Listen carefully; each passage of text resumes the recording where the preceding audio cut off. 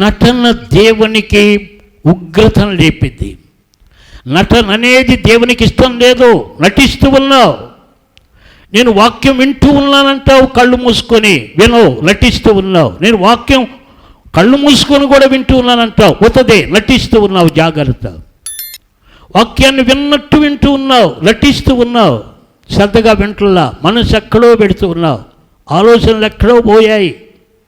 వేటినో గురించి ఇక్కడ కూడా ఆలోచిస్తూ ఉన్నావు, ఏదో నటనగా ఇక్కడ కూర్చుంటున్నావు. జాగ్రత్త. నటించుట దేవునికి ఇష్టం లేదు. నటన అనేది వేషధారణ.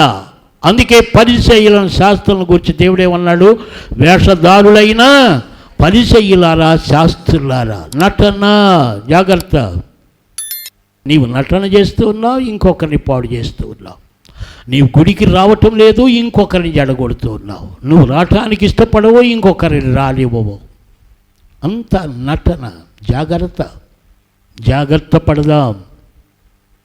దేవుని మందిరానికి ఏదో నటించడం కొరకు కాదు, బాగుపడటానికి, మన లోపాలు దిద్దుకోవటానికి, మన ప్రవర్తన దిద్దుకోవటానికి, ఎక్కడ ఏమి వదిలించుకోవాలి, ఏమి తీసేయాలో తీసేసుకోవటానికి వస్తూ ఉన్నాం, బాగుపడటానికి వస్తూ ఉన్నాం. కానీ ఏదో నటనగా బైబిల్ పట్టుకొని వచ్చి వెళ్ళిపోతే ప్రమాదంలో పడిపోతాము అనేది దేవుడు చెబుతున్న విషయం. అందుకే దేవుని మందిరపు ఆవరణంలోనికి రావాలి, వాక్యపు వెలుగులో దిద్దుకోవాలి, బాగుపడాలి, ప్రభువు రాకడకు సిద్ధపడాలి అనేది దేవుడు ఈరోజు మనకు నేర్పుతూ ఉన్న అద్భుతమైన విషయం.